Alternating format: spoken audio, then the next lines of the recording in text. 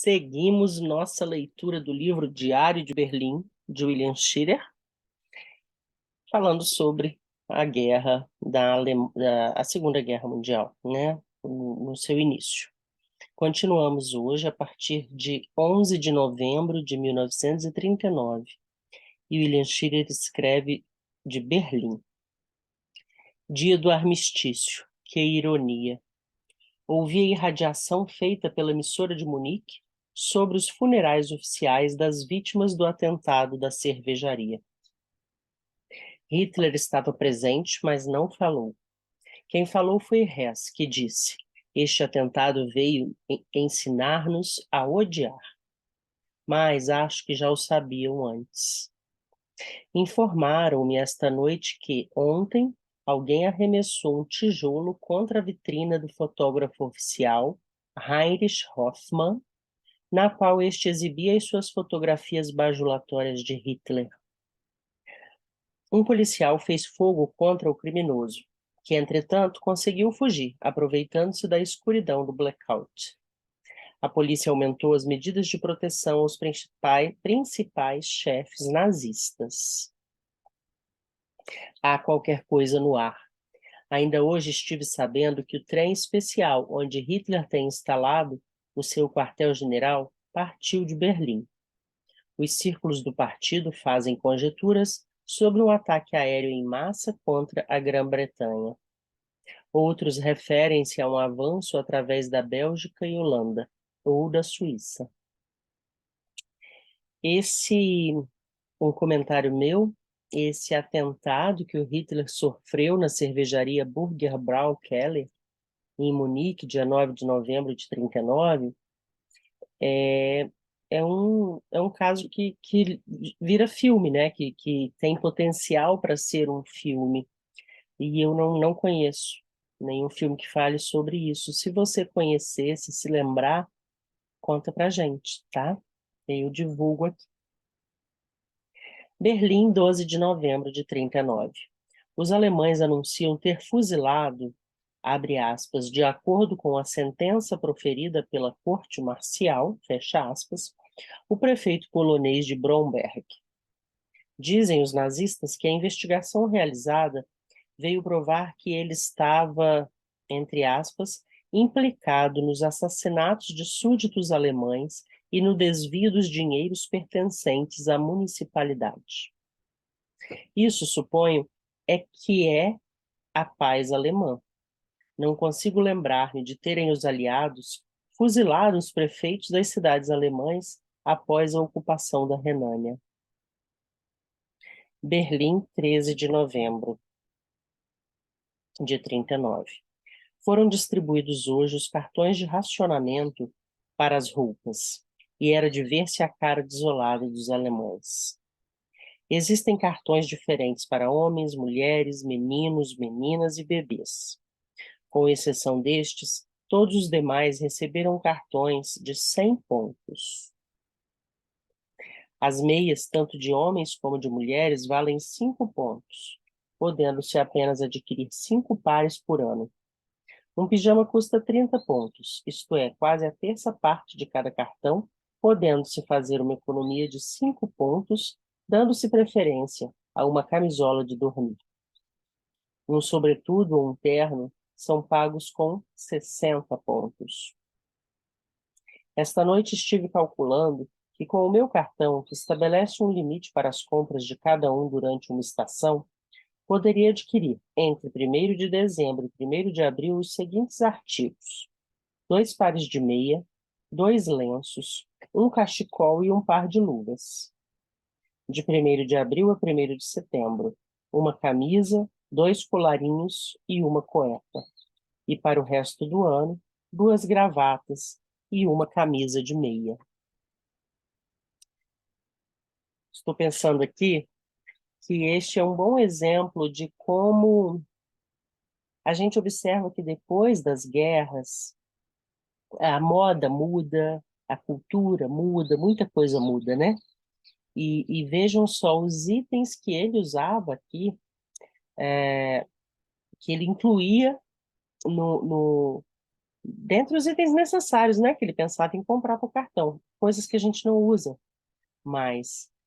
2 lenços, 2 colarinhos, uma camisa de meia, que é aquela camisa que se usava por baixo das camisas, embora na Europa, no inverno, seja importante usar essas roupas por baixo, né? Mas ele estava falando aqui de 1º de abril, 1º de setembro, ou seja, uma peça para o verão. Então, nesta época, em 39, as roupas, tanto das mulheres quanto dos homens, já eram muito mais simples, com menos tecidos do que aquelas que se usou até 1914, antes da Primeira Guerra. Mas, com todas essas características aqui de racionamento de roupas, né? As pessoas passam a perceber que determinados itens não são realmente necessários, né? Então, a, o ostracismo dos lenços, dos colarinhos e das camisas de meia já começa por agora. Continuando, Berlim, 18 de novembro de 39. Ontem, 9 jovens estudantes da Universidade de Praga foram colocados diante de um pelotão alemão de fuzilamento e executados. Esta tarde, durante a entrevista coletiva aos jornalistas, interrogamos as autoridades sobre os motivos dessas execuções. Responderam-nos que aqueles estudantes tinham levado avante várias demonstrações antinazistas em Praga, a 23 de outubro e 15 de novembro. Em tempo de guerra não se pode brincar, declarou-nos o porta-voz oficial, ligeiramente contrariado pela nossa pergunta. Mais tarde, os alemães admitiram ainda que mais 3 tchecos, 2 dos quais eram policiais, tinham sido fuzilados por terem atacado um alemão. Seria capaz de apostar até a minha própria cabeça como, durante os 20 anos em que 3,5 milhões de alemães sudetos viveram sob o domínio dos tchecos, nenhum deles foi jamais executado pelo fato de ter tomado parte em qualquer espécie de demonstração. Aqui na Alemanha, 3 jovens foram também executados ontem por crime de traição. E outros 2, de 19 anos, foram condenados à morte pelo Tribunal de Augsburg, ainda hoje, por terem cometido um furto na residência de um soldado. Bitconger, do Herald Tribune, que aqui chegara há apenas um mês, partiu hoje de Berlim a pedido das autoridades alemãs. Os nazistas não gostaram de um de seus artigos. Exigiram uma retratação pública. Fondia recusou-se a isso. No último instante, diz ele, uma alta autoridade nazista chamou-o e, entre aspas, ofereceu-lhe o lugar de correspondente em Berlim de um grande sistema radiofônico norte-americano, o que o surpreendeu muitíssimo, tal como a mim também. Quase todos os correspondentes americanos compareceram à estação para sua partida, e Mr. Conger recebeu vários ramos de flores. Apesar de os nazistas não simpatizarem comigo, suponho que nunca me expulsarão. Isso é difícil para eles, uma vez que as minhas crônicas são antecipadamente censuradas, de forma que nada do que afirmo nas minhas irradiações pode servir de prova de acusação contra mim. Os correspondentes dos jornais podem telefonar para fora tudo o que quiserem, correndo, porém, o risco de terem a mesma sorte de Conger.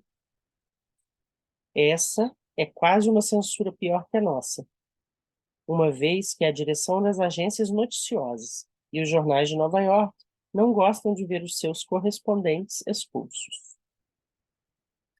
Berlim, 19 de novembro de 39. Há quase 2 meses não se registra nenhuma operação militar em terra, mar ou ar. Entretanto, pelas minhas conversas com alguns militares, estou convencido de que seria um engano supor que a Alemanha aceitará o desafio dos aliados para que a guerra atual seja travada quase que exclusivamente no terreno econômico. uma vez que essa é exatamente a espécie de guerra da qual o Reich ficaria colocado em posição desvantajosa. E esse é também um dos motivos pelo qual a maioria dos alemães espera o início de uma operação militar para muito breve. Frank, o governador-geral da Polônia ocupada, publicou hoje um decreto pelo qual o gueto judeu de Varsóvia vai ficar, daqui por diante, inteiramente isolado do resto da capital polonesa por meio de muralhas e colocado ainda sob severa vigilância policial. O decreto de Frank afirma que os judeus são, entre aspas, veículos transmissores de doenças e micróbios. Um amigo norte-americano que regressou esta noite de Varsóvia me diz que a polícia nazista está, pura e simplesmente, querendo exterminar os judeus poloneses. Os desgraçados são conduzidos para a Polônia Oriental e obrigados a viver em miseráveis cabanas, sem aquecimento, privados ainda de todas as oportunidades de ganhar a vida. Aliás, milhares de judeus que residiam no Reich têm sido igualmente despachados para aquela região, segundo diz este amigo, a fim de que morram por lá. Aí nós temos vários filmes que retratam esse período da guerra com a retirada dos judeus da Alemanha, a formação do gueto de judeus na Polônia, né? Um dos filmes que me ocorreu aqui foi O Pianista, que é um filme muito bom, eu recomendo que você assista. Berlim, 20 de novembro de 1939. Os nazistas obrigaram o pobre príncipe August Wilhelm, quarto filho do ex-Kaiser, a aparecer esta noite perante todos nós, correspondentes, durante a entrevista coletiva do Ministério da Propaganda, para desmentir que Hitler tivesse tomado alguma medida contra qualquer membro da família Hohenzollern, segundo certos rumores ouvidos ultimamente. Alvi, nome pelo qual o príncipe é mais popularmente conhecido, é o único Hohenzollern que já foi nazista ativo. Realmente, o príncipe foi membro das tropas de choque SA, tendo-nos sido apresentado hoje pelo Dr. Boehmer como Obergruppenführer Príncipe August Wilhelm. Nervoso e um pouco envergonhado do papel que representava, o príncipe declarou-nos o que lhe havia sido ordenado que nos dissesse, encerrando as suas declarações com um tonitruante Heil Hitler. Uma atitude muito curiosa, pensei eu, para um membro da família Hohenzollern, a mesma que já deu um Frederico o Grande e o pai de Frederico, além de Guilherme II, e que conseguiu elevar primeiro a Prússia e depois a Alemanha às alturas da grande potência mundial. Berlim, 21 de novembro de 39. Himmler, o chefe da Gestapo, anunciou hoje ter descoberto o homem que colocou a bomba no interior de uma coluna do Burgerbrau-Keller de Munique, há 15 dias atrás, quase reduzindo Hitler a pedaços. O nome deste homem é dado como sendo George Elser, de 36 anos, por detrás de quem, segundo afirma Himmler, estavam o Intelligence Service britânico e Otto Strasser, antigo líder nazista e atual inimigo fidagal de Hitler, que vive na França. A informação de Himmler sobre a forma como Elser preparou o atentado chega a parecer ingênua. E um alemão com quem falei hoje, depois de lê-la, fez-me a seguinte confissão. Agora tenho a certeza de que foi o próprio Himmler o autor do atentado. E aqui ele faz uma nota de rodapé, que diz o seguinte: durante meses seguidos, em todas as entrevistas coletivas, todos nós insistíamos em perguntar quando se realizaria o julgamento de Elser. A princípio disseram-nos que ele seria julgado perante a Corte Suprema de Leipzig, da mesma forma que os incendiários do Reichstag, o que parecia muito apropriado, desde que os dois fatos atiravam as suspeitas sobre os próprios nazistas. Depois de algumas semanas, a nossa pergunta diária, quando será Elser julgado, provocava risos dificilmente contidos entre os correspondentes e importunava sobremaneira o Dr. Bonner, chefe da divisão de imprensa estrangeira do Ministério da Propaganda, o Dr. Schmidt, chefe da seção de imprensa do Ministério do Exterior, bem como o assessor deste último, Bran von Sturm. Finalmente fizeram-nos compreender que já não havia mais nenhum espírito na pergunta. E passados alguns meses, depois de explorar o máximo possível o nosso gracejo, abandonamo-lo completamente. No entanto, pelo que se sabe, Elser nunca foi submetido a julgamento, ignorando-se também se foi executado. Voltando para o texto, Himmler anunciou ainda, como que para iludir o público, que o pretenso chefe do Intelligence Service na Europa Ocidental, um certo Mr. Best, juntamente com seu cúmplice, um tal capitão Stephens, foram presos pela Gestapo a 9 do corrente na fronteira teuto-holandesa. Essa notícia vem esclarecer o caso de rapto de que tínhamos ouvido falar de Amsterdã. Os holandeses sustentam que o fato ocorreu em território da Holanda. Um artigo a ser publicado no Volkskrant Beobachter de amanhã dirá que, abre aspas, depois de se ter visto Elser, chega-se quase a esquecer de que se está em presença de um monstro satânico. Seus olhos são inteligentes e sua fisionomia exprime uma grande doçura. Fecha aspas. Mas o objetivo visado por Himmler e seus seguidores é, sem dúvida alguma, o de convencer o ingênuo povo alemão de que o governo britânico tentou ganhar a guerra por meio do assassinato de Hitler e seus principais ajudantes. Hoje o censor cortou todas as referências que eu fazia na minha crônica ao incêndio do Reichstag. Ficamos por aqui no vídeo de hoje e eu fico esperando sua sugestão, sua indicação de filmes que retratem esse período da guerra e da caçada aos judeus. Um abraço, até a próxima.